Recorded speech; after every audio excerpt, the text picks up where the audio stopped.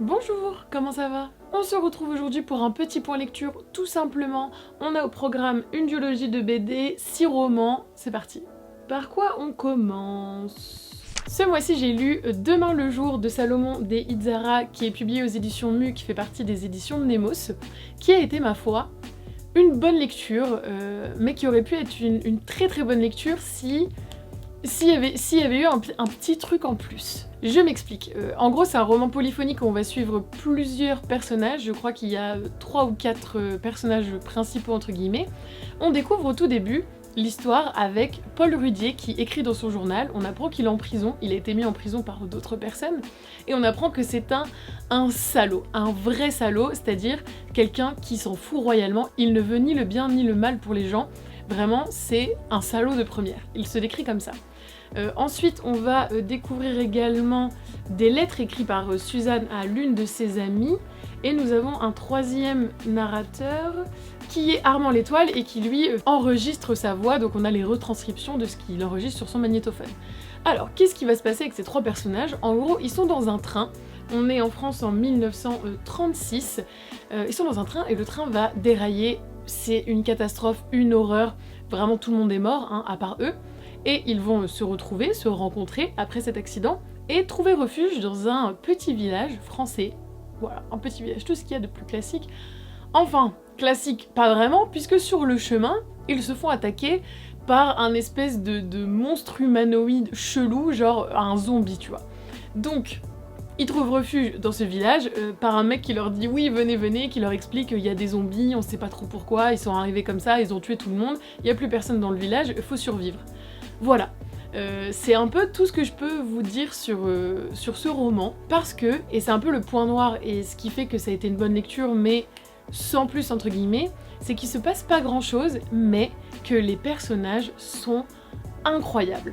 Donc on a Paul Rudier dont on apprend un peu le passé, comment il en est arrivé là, parce que c'est un salaud de première qui était un peu un voyou et faisait partie d'une classe sociale assez basse qui a réussi à s'élever. On a Suzanne qui parle à son amie et qui nous explique entre guillemets qu'elle a un espèce de trauma à surmonter et qu'elle essaie de se reconstruire en tant que personne. On a Armand qui est un déserteur, puisqu'en 1936 il a été enrôlé pour la Seconde Guerre mondiale et il a fui, et nous parle des horreurs de la guerre, etc. Et on a un autre personnage qui intervient dans une seconde partie un peu du roman, mais j'ai pas envie de vous en parler parce que ça fait juste partie du déroulé du récit. Mais on va se concentrer sur ces trois personnages qui vont nous parler de leur point de vue, de ce qui se passe dans ce village avec ces zombies un peu bizarres et tout, et du coup de leur passé aussi. Et c'est magnifiquement bien écrit, j'ai adoré la plume, il y a des beaux passages sur l'épanouissement personnel. Par exemple, Suzanne dit que elle a toujours regretté d'être médiocre, c'est-à-dire un peu bonne partout mais excellente nulle part, et qu'elle rêverait de s'accomplir en tant qu'être humain. On a Paul qui parle de sa volonté de s'élever dans la classe sociale et de devenir quelqu'un. On a Armand qui essaye de surpasser les traumas de la guerre, qui comprend pas à quel point on peut laisser passer une telle abomination. Voilà, que des hommes derrière leur bureau, assis sur une chaise, fassent s'entretuer des hommes, voilà, pour des grandes idées, des jeux de pouvoir, etc. Donc il y a plein d'idées et de valeurs qui sont développées, exploitées dans ce roman, avec une magnifique plume. Donc vraiment, il se lit extrêmement bien, j'avais envie d'y retourner. Et en même temps, quand j'ai terminé le livre, j'étais un peu en mode tout ça pour ça. En fait, j'ai pas compris ce que l'auteur voulait nous raconter avec cette histoire. J'ai pas compris pourquoi il avait intégré cette partie zombie, apocalyptique, fantastique, etc. J'ai pas compris à quoi ça servait. Il y a un très bon développement, j'ai bien aimé la fin, il y a du sens dans cette fin, dans ce pourquoi du comment, il y a vraiment du sens, mais on s'est tellement attaché au personnage et je m'attendais tellement à ce que la partie zombie soit développée que quand elle l'a pas été, je suis restée un peu sur ma faim. J'avais été tellement hypée par le début, par la plume, par ces personnages hyper attachants, très différents les uns des autres et qui permettent de nous dépeindre une multitude de personnalités, de vécus et d'émotions. Et du coup, comme j'ai mis un peu la barre haute au début en me disant putain c'est vraiment bien, à la fin j'ai eu quelques attentes qui n'ont pas été satisfaites et du coup j'ai été un peu déçue. Mais je pense simplement que si on lit ce livre en sachant que ce n'est pas un livre vraiment d'imaginaire en tant que tel et que la partie imaginaire va être très peu développée, qu'elle sert de prétexte, d'excuse pour ensuite nous développer une galerie de personnages hyper intéressants, bah là on peut vraiment accrocher je pense. Il faut juste que voilà, les bases soient posées, qu'on sache à quoi s'attendre. Mais sachez que si ça vous tente, bah très belle plume, beau personnage, belle histoire. Il y a simplement un petit côté imaginaire que j'aurais bien aimé voir accentué parce que c'est un peu, voilà, c'est un peu mon dada. Mais sinon c'était quand même une bonne lecture et je recommande 1000 fois. Voilà. Le second roman, ça n'en est pas vraiment un parce que c'est une très courte novella qui fait genre 88 pages, regardez. Elle est vraiment toute fine et c'est écrit vraiment très gros. Donc, j'ai pas grand chose à en dire en soi parce que je peux pas vraiment vous en parler sans vous spoiler, mais c'est Les Trois Lumières de Claire Keegan. Claire Keegan qui est une autrice irlandaise assez connue, et c'est une histoire très très simple puisque c'est une fillette qui va être confiée à un couple le temps d'un été et l'univers de cette petite fille va changer parce que elle va découvrir de nouvelles habitudes, elle va lier de nouvelles relations avec ces personnes et on va juste suivre ses pensées, suivre cette petite fille qui essaye de s'adapter dans un monde nouveau. C'est tout ce que je peux en dire en soi parce que ce qui m'a vraiment touchée, c'est des éléments de la narration que je peux pas vous dévoiler, mais c'est écrit très simplement, on a vraiment l'impression d'être dans la tête d'une petite fille de 13 ans et en même temps elle va nous lâcher des petites phrases qui sont très justes, qui vont résonner. On s'attache énormément à cette petite fille alors que vraiment le texte est très court et donc pour moi c'est une réussite parce qu'en très peu de pages on arrive quand même à avoir une histoire, un développement de relations, une transformation en soi de cette petite fille qui va oser se découvrir, s'affirmer, s'ouvrir aux autres, etc. Donc c'était vraiment très beau. Si vous cherchez vraiment une très courte novella assez mignonne, assez tendre, à lire peut-être en un après-midi pluvieux, je vous le recommande, c'était une bonne lecture et en tout cas ça me donne envie de découvrir les autres romans de Claire Keegan. Écoutez, on va rester sur des romans relativement courts qui se lisent vite. Alors celui-là vous le voyez passer partout en ce moment, mais je dois dire que je comprends pourquoi. C'est Tant que le café est encore chaud de Toshikazu Kawaguchi, j'aurais dû m'entraîner à le dire avant, Toshikazu Tawaguchi, qui vraiment a un grand succès en ce moment et on voit assez passer sur Booktube. D'ailleurs ça me fait penser, si vous avez envie de voir une vidéo très très intéressante sur la littérature japonaise, Jeannot ce livre en a fait une récemment sur le succès voilà, de la littérature un peu feel good, tranche de vie japonaise en France en ce moment, et elle est très très intéressante, donc je vous mets le lien en barre d'infos et dans le petit i, mais foncez la voir, vraiment passionnant. Et elle parle de ce livre qui, ma foi, est assez sympathique parce que c'est une histoire de voyage dans le temps. En gros, il y a un petit café à Tokyo où on peut s'asseoir, prendre un café, et tant que le café est encore chaud, on peut voyager dans le temps. Il y a beaucoup de règles qui s'appliquent à ce voyage dans le temps, c'est assez spécifique, donc finalement, il n'y a pas beaucoup de gens qui peuvent le faire, mais si on remplit toutes les conditions, on a la possibilité de voyager dans le passé une fois. Et chaque chapitre, je crois qu'il y en a 4, ça va être une personne qui va vouloir voyager dans le temps pour de multiples raisons. Donc il y a ce petit côté regret inachevé et en même temps cette lueur d'espoir, cette guérison souvent qui est apportée par cette possibilité de voyager dans le temps. Et c'est totalement typique des un peu livres japonais, c'est-à-dire qu'il y a un petit côté feel good, heureux, good vibe, fin heureuse, etc. Et en même temps, il y a cette tristesse, cette mélancolie de la vie. Par exemple, on va parler de maladie, de rupture, de non-dit, de regrets, etc. Et en même temps, une espèce de transformation positive va être apportée par cette possibilité de voyage dans le temps. Donc j'ai vraiment beaucoup aimé ma lecture, c'était très sympathique, c'était un peu original. Je me suis pas forcément attachée aux personnages qui tiennent le café, même si on s'attarde un peu sur eux, mais par contre tous ceux qui voyagent dans le temps et qui utilisent voilà, cette possibilité pour essayer de trouver une petite réponse, un certain soulagement, un certain apaisement, ça m'a beaucoup touchée, j'ai vraiment beaucoup aimé. Et je sais pas comment il s'appelle, mais il y a une suite qui est sortie, où pareil, on continue à suivre des gens qui vont voyager dans le temps dans ce fameux café. Mais je recommande, vraiment, si vous ne pensiez pas lire ce livre parce qu'il y a trop de hype autour ou quoi, sachez que ça vaut la hype. C'est parfait aussi pour lire en un week-end ou un petit dimanche après-midi, ça fait du bien. Il y a des beaux messages et ça donne envie de dire aux gens qu'on les aime, de dire les choses et de pas laisser des situations avec des non-dits ou des situations s'envenimer parce que la vie est trop courte. Et qu'on veut être heureux, tous. Autre roman de littérature japonaise, mais qui cette fois, oh, vraiment je suis triste de dire ça, je vous jure que j'aurais trop aimé aimer.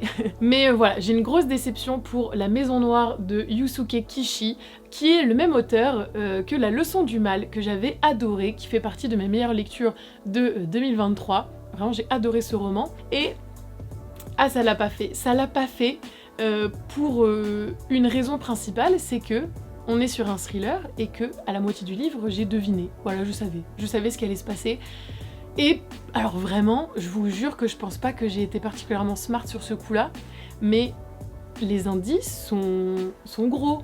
Alors je sais pas si c'est fait exprès et qu'on est censé deviner, parce que par exemple, dans la leçon du mal, on sait que le professeur c'est un connard, on sait qu'il va se passer des choses atroces. Donc quand ces choses atroces arrivent, voilà, c'est pas forcément ça la surprise. Mais j'ai pas l'impression que là, ce soit le même type de livre, j'ai pas l'impression que la démarche soit la même. En gros, on va suivre, comment il s'appelle, Shinji Wakatsuki, qui est un employé modèle qui travaille pour une compagnie d'assurance. Il se charge de valider ou non les dossiers qui demandent des primes d'assurance vie. Donc voilà, c'est quand les gens meurent, ils ont une assurance vie, est-ce que oui ou non on verse le montant, est-ce que c'est pas une fraude à l'assurance vie et tout. On va passer quand même du temps dans l'entreprise, c'est assez intéressant, ça nous parle du fonctionnement des assurances vie au Japon, comment on fait en cas de suicide, comment on fait en cas d'accident, les fraudes qu'il peut y avoir à ce sujet, comment ça fonctionne, etc. Donc en soi c'est assez intéressant de plonger dans cet univers, on prend quand même le temps et tout d'aborder toutes ces questions-là, donc j'ai trouvé ça vraiment chouette. Et l'intrigue commence quand Shinji Wakatsuki va se rendre chez un client qui a spécifiquement demandé à ce qu'il vienne. La maison, c'est la maison noire, vraiment ça pue la mort, c'est horrible, c'est délabré et tout, genre il se retient de pas se boucher le nez en rentrant, voire de vomir parce que c'est vraiment hardcore. Et le monsieur l'accueille, et il le fait asseoir dans son salon et tout, il appelle son fils, vient dire bonjour au monsieur et tout, ils boivent le thé vite fait. Le fils ne sort toujours pas de sa chambre, il lui dit bah allez toquer et tout, c'est pas poli, moi je veux qu'il vienne. Donc Shinji il se lève, il va toquer à la chambre de l'enfant, pas de réponse, il ouvre, et l'enfant est pendu. L'enfant s'est suicidé, il s'est pendu à une corde. Le père est là, il a une réaction un peu bizarre et tout, et donc il y a un espèce de doute de est-ce que l'enfant, qui a quand même 10 ans, s'est suicidé ou non, ou est-ce que c'est son père peut-être qui l'a tué pour profiter de son assurance vie. C'est un peu ça le début de l'enquête et tout. Donc on va suivre Shinji qui a des petits doutes et qui, malgré le fait que la police va dire que c'est un suicide, lui il a quand même le doute, il se dit putain, le père quand même sa réaction c'était bizarre, moi je pense qu'il y a un truc louche, et comme c'est un employé très méticuleux, très rigoureux et tout, il veut porter cette affaire au clair. C'était sympa donc la première partie, parce qu'on a ce côté qu'est-ce qui s'est passé, monde des assurances vie et tout, et ensuite j'ai deviné, voilà, j'ai deviné ce qui allait se passer, et donc tout le reste, c'est ça. C'est Shinji qui découvre la vérité, ce qui se passe après qu'il ait découvert la vérité, mais vu que moi j'avais deviné, je m'en foutais en fait, enfin j'étais là, ouais, ok super, ouais je savais, putain gars, ça fait longtemps qu'on sait quand même, les indices ils étaient gros et tout, et ça m'a sorti du récit en fait. À partir du moment où j'ai deviné, après tout n'est que soi-disant surprise et rebondissement, mais du coup je n'étais plus surprise et je n'étais plus impressionnée par le déroulé de l'histoire, donc je suis sortie du récit et je l'ai trouvé, je l'ai trouvé largement en dessous, que ce soit en termes de narration ou en termes d'originalité. Même si c'était intéressant d'en apprendre un peu plus sur le monde des assurances vie, j'ai quand même l'impression qu'il y a moins de maîtrise, donc je sais pas du tout en termes de publication, chronologiquement, est-ce que ça a été publié avant ou après la leçon du mal? Est-ce que c'est normal entre guillemets que ce soit moins bon parce que l'auteur avait peut-être moins d'expérience? Je sais pas. En tout cas, ça l'a moins fait. Je sais pas pour vous si vous le lisez et que contrairement à moi vous devinez pas la fin, si peut-être ça peut mieux fonctionner pour vous. C'est pas un mauvais livre, mais voilà, je trouve qu'il y a plus intéressant dans ce genre-là. Est-ce qu'on parlerait pas quand même maintenant d'une lecture que j'ai beaucoup appréciée et sur laquelle j'ai quand même presque rien à redire? Est-ce que j'ai pas même rien à redire? Et ce livre, c'est Piranèse de Susanna Clarke. Je le découvre, mais vraiment 1000 ans après la guerre. Tout le monde a lu ce livre il y a 2 ans, peut-être même plus, je sais pas. Mais il est passé sur toutes les chaînes, il est passé sur Booktube, partout. Je l'ai depuis une plombe chez mon père, et je l'ai enfin récupéré quand je suis rentrée au retour d'Asie. Mais je sais pas pourquoi je m'étais toujours pas lancée dans ce livre avant. Et je suis très contente de l'avoir fait maintenant parce que c'était très très chouette. Piranèse, en tout cas, de quoi ça parle? On va suivre Piranèse qui vit dans un palais, un immense palais avec des salles infinies. Les salles infinies sont toutes les mêmes et en même temps très différentes, dans le sens où il y a plusieurs niveaux, il y a des salles au nord, des salles à l'est, des salles à l'ouest. Certaines ont des animaux, il y a des oiseaux, certaines ont des marées plus ou moins importantes, certaines ont des statues, certaines sont délabrées, certaines ont des fenêtres, certaines non. Parfois il y a du vent, bref. C'est des salles qui sont très vivantes. Piranèse, lui, il a ses salles préférées, il a celles dans lesquelles il aime bien rendre visite aux oiseaux, il a celles dans lesquelles il va pêcher pour trouver à manger, il y a celles où il a mis tous ses amis, parce qu'en gros, à force de se balader dans le palais et de l'explorer, il trouve des squelettes. Et donc ces squelettes, il leur donne des noms, et il essaye d'imaginer qui ça pouvait être. Il ne connaît pas leur passé, mais il aimerait bien savoir. Donc Piranèse tient un journal où il parle un peu de tout ce qu'il vit, on suit ses aventures à travers son journal, et il vit tout seul dans ce palais, sauf qu'il y a un autre personnage, qu'il appelle l'autre, qui lui rend visite 2 fois par semaine. Cet autre, il est vraiment particulier. Il est en costume, il parle très bien, il fait des recherches scientifiques et des expériences scientifiques pour lesquelles il demande à Piranèse de faire des choses pour lui. Il lui parle un peu mal, mais on sent qu'il y a une relation de pouvoir qui est entre les deux, où Piranèse met un peu sur un piédestal l'autre qui lui rapporte des choses à manger ou des choses dont il a besoin pour ses aventures. En comparaison, Piranèse, lui, il nous raconte qu'il a des coquillages dans les cheveux, des tresses, des filets de pêche à moitié. Il est très exubérant, alors que l'autre, il fait vraiment très austère. Mais c'est son seul compagnon. Il le voit de temps en temps dans le palais. Donc tout ça, c'est quand même une très longue première partie du roman, où on voit le palais, etc. Piranèse qui explore le palais, où on découvre avec un peu d'étonnement et un peu aussi de fascination ce palais immense. On se demande mais qu'est-ce que c'est que ce lieu, pourquoi Piranèse il est là, pourquoi l'autre est là, etc.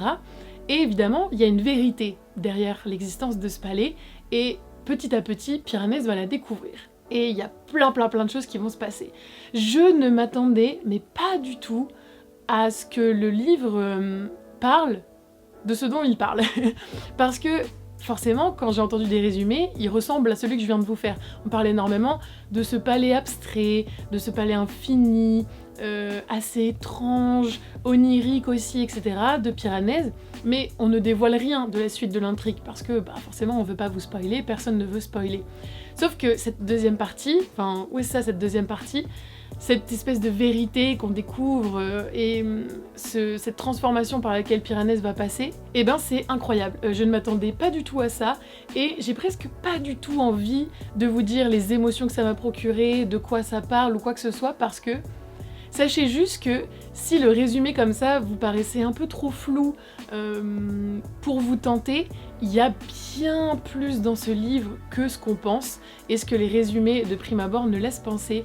Mais il faut vraiment y aller en sachant que ça va aller assez loin, en sachant que c'est vraiment une aventure qui porte à réflexion, que c'est une histoire qui est extrêmement forte et émouvante. Voilà, se lancer, se laisser porter par l'histoire, passer outre le fait qu'on comprend pas forcément tout au début, mais en même temps apprécier cette capacité de créer, d'imaginer, de Piranèse, qui a vraiment un esprit qui est pur. Il est naïf, il est inventif, et ça fait du bien d'avoir un héros qui est proche de la nature comme ça, qui est proche du moment présent. Donc déjà ça c'était très agréable, et ensuite on a tout un développement où la surprise, les révélations viennent au fur et à mesure, et nous en tant que lecteurs on est totalement surpris, on est happé, on est subjugué par cette histoire, cet univers qu'a réussi à créer Susanna Clarke, qui en fait casse tous les codes, ne répond à aucun code. Je comprends pourquoi on l'a tant porté au nu sur les réseaux sociaux, parce qu'il est vraiment unique. C'est un ovni, c'est quelque chose de très particulier qui va vous sortir de votre zone de confort, que vous ayez l'habitude ou non de lire entre guillemets de l'imaginaire. Pour moi, il peut parler à tout le monde ce livre. Je suis impressionnée par ce travail de Susanna Clarke et cette capacité qu'elle a eue à pondre cette histoire, je suis admirative. Autre sortie que j'attendais avec beaucoup d'impatience et que j'ai enfin lu, parce que, un peu comme pour La Leçon du Mal, c'est un auteur pour lequel j'avais eu un énorme coup de cœur en 2023 avec Le Démon de la Colline aux Loups, non en 2022 pardon, Démon de la Colline aux Loups, un livre incroyable, vraiment magnifique et en même temps dur et très violent. Et Dimitri Rochon-Bori avait sorti un deuxième livre, un deuxième texte avec Le Chien des Étoiles, donc j'avais vraiment hâte de le lire. Je l'ai acheté à sa sortie, puis après je suis partie, donc voilà, j'ai pas eu le temps au tout début, mais c'est chose faite. C'est une bonne lecture qui m'a Un peu laissé sur ma faim aussi, mais en gros ça parle de Gio qui a 20 ans, qui s'est fait agresser dans la rue par un clan ennemi. Il fait partie de la communauté des gens du voyage, et puis il y a un espèce de clan adverse qui l'a planté avec un tournevis sympathique dans la tête en pleine rue. Il est allé à l'hôpital, il est sorti de l'hôpital. Son père, forcément, il se dit, va y avoir des représailles. Il y aura des représailles qui tournent un peu mal, et du coup Gio il va se retrouver en fuite avec un petit garçon qui s'appelle Papillon et une jeune fille, je sais plus comment elle s'appelle, Dolores. Et Gio, Papillon et Dolores vont essayer de survivre tant bien que mal dans ce monde qui les a malmenés tous les trois, et essayer de se reconstruire en tant que petite famille entre guillemets, puis il va leur arriver plein de trucs. La plume de Dimitri Rouchon-Bory, toujours très très belle, rien à dire. On est dans la tête de Gio qui parle pas beaucoup et qui est assez, pas dérangé, mais qui est un peu dans sa bulle et dans son monde depuis l'accident forcément. Le fait de se prendre un tournevis dans la tête, ça change un homme, hein. Donc il est assez spectateur de sa vie, puis il y a cette espèce de représailles qui va mal tourner, où il va devoir redevenir acteur et prendre soin de Papillon et de Dolores. Et peut-être que ce que j'ai un peu déploré, c'est que ça va très vite. Le roman est assez court quand même, parce qu'il fait un tout petit peu plus de 200 pages, mais c'est écrit assez gros parce qu'il y a des grosses marges, etc. Et je sais pas, il y a un truc qui m'a manqué. J'ai trouvé l'écriture belle, j'ai trouvé que les personnages étaient attachants, j'ai trouvé que, de nouveau, c'était dur, c'était violent, et en même temps, il y avait une certaine poésie, une certaine beauté qui se dégageait de ce monde violent, etc., avec des gens qui essayent de garder leur humanité, de se débattre tant bien que mal dans cette société qui leur fait pas de cadeaux. Donc il y a des thèmes qui reviennent, et ça j'ai toujours autant apprécié. Mais je sais pas, il y a un truc qui fait que je me suis moins attachée aux personnages, je me suis moins retrouvée impliquée dans ce qui leur arrive, même si ça reste un très bon livre, c'est toujours aussi bien écrit, mais je sais pas comment dire, c'est juste que j'avais des attentes qui étaient là, et en fait par exemple si je m'attendais à un 20 sur 20, ce livre-là c'est genre 16 sur 20, donc c'est très bon, hein, j'ai passé un bon moment, magnifiquement bien écrit, belle plume, c'est original, en termes de choix de vocabulaire, de narration. Il y a une petite part onirique qui fait un peu plaisir, qui rend le tout encore plus poétique et tout ça, donc très appréciable, juste j'avais des attentes qui étaient tellement élevées que je suis un peu déçue. Mais si vous êtes intéressé par ce livre et que vous êtes intéressé par la plume de Dimitri Rouchon-Bory, je vous le conseille, c'est un très très bon roman. Simplement, après La démon de la colline aux loups, il est un peu en dessous, il n'a pas eu le même impact émotionnel sur moi que a pu avoir l'autre roman, mais ce sont des choses qui arrivent, c'est pas grave. Et vraiment, parce que la meuf ne fait preuve d'aucune originalité, de nouveau, je vais vous présenter un livre qu'on a vu passer un peu partout, et je me suis laissée hyper, hein, évidemment, parce que je suis influençable, comme toutes les autres. C'est la série de BD, attendez, je vous mets la première en premier, The Nice House on the Lake. Donc le premier volume est sorti, je sais pas quand, mais ça fait déjà quelques mois je crois, et ils ont sorti assez récemment le volume numéro 2, qui est celui-ci. Et d'ailleurs, je pensais que c'était simplement une duologie, mais à la fin du volume 2, on nous laisse entendre qu'il y aura peut-être un autre cycle, donc affaire à suivre. Sachez qu'en tout cas, cette duologie se suffit à elle-même en tout cas, même si c'est vrai que ça laisse la porte ouverte à un développement beaucoup plus poussé à la fin du tome 2 qui promet de belles choses, donc pourquoi pas. Alors bon, on va prendre que le tome 1, mais The Nice House on the Lake, de quoi ça parle? C'est assez simple, ce sont une bande de potes qui se connaissent plus ou moins, mais qui vont recevoir un jour une invitation d'un ami commun qui leur dit « Venez dans ma maison de campagne, incroyable, vraiment une maison d'architecte folle, hyper grande, moderne, confortable, enfin vraiment on dirait une villa je sais pas, de millionnaires, de stars de cinéma et tout. » Il lui dit « Venez dans ma maison pendant 2 semaines cet été, ça fait longtemps que je vous ai vu, vraiment ça me ferait trop plaisir de vous avoir tous les 10 chez moi et tout, s'il vous plaît. » Ils y vont tous, certains se connaissent, certains s'aiment bien, certains s'aiment moyen, ils se connaissent un peu depuis l'adolescence parfois, donc il y a des choses qui se sont passées, mais ils se retrouvent tous dans cette maison. Il y a des petites retrouvailles, on commence à capter un peu les relations qu'il y a entre chacun, et puis ils apprennent, via les réseaux sociaux, que la fin du monde est en train de se produire. C'est-à-dire qu'eux ils sont dans leur maison tranquille, là, isolés de tout, il n'y a personne autour, et l'humanité tout entière est en train de cramer, tout le monde brûle. Il y a de la combustion spontanée et tout, enfin les gens se mettent à brûler et à mourir sans raison, voilà, comme ça, d'un claquement de doigts. Eux commencent à paniquer, bah ils ont des proches à l'extérieur. Ils veulent sortir et tout de la maison, ils veulent sortir du domaine, et il y a une espèce de barrière invisible qui les empêche de sortir. Voilà. Et donc c'est pourquoi Eux 10 se sont retrouvés dans cette maison à ce moment-là. Pourquoi c'est la fin du monde? Qu'est-ce qui se passe dehors? Qu'est-ce qui peut bien y avoir comme mystère et comme secret caché autour de cette maison? Et j'ai vraiment adoré parce que ça traite une thématique assez connue dans l'univers de la SF ou de la fantasy d'une manière très originale.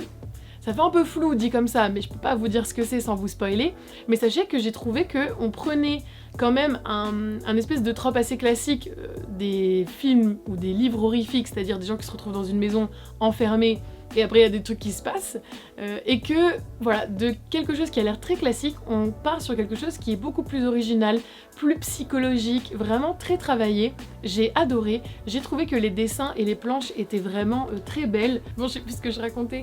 Peut-être que le cadre a changé parce que j'ai dû aller changer ma carte mémoire qui était pleine. On adore. Bref, donc voilà, Nice House on the Lake, je recommande pour les amateurs de comics ou de BD parce que ça rentre très bien dans les deux catégories et je comprends la hype qu'il y a eu dessus, et s'il y a une suite, je la lirai avec grand plaisir. J'espère que ce point lecture vous aura plu, dites-moi en commentaire si vous avez lu ces livres, s'ils vous tentent ou si vous avez des avis un peu différents du mien. On était sur des lectures, on va dire, sympathique mais qui manquait parfois un peu de peps, c'est pas grave, ce sont des choses qui arrivent. En attendant, je vous fais plein de bisous, je vous souhaite le meilleur et plein de belles lectures d'ici la prochaine vidéo et à bientôt. Salut!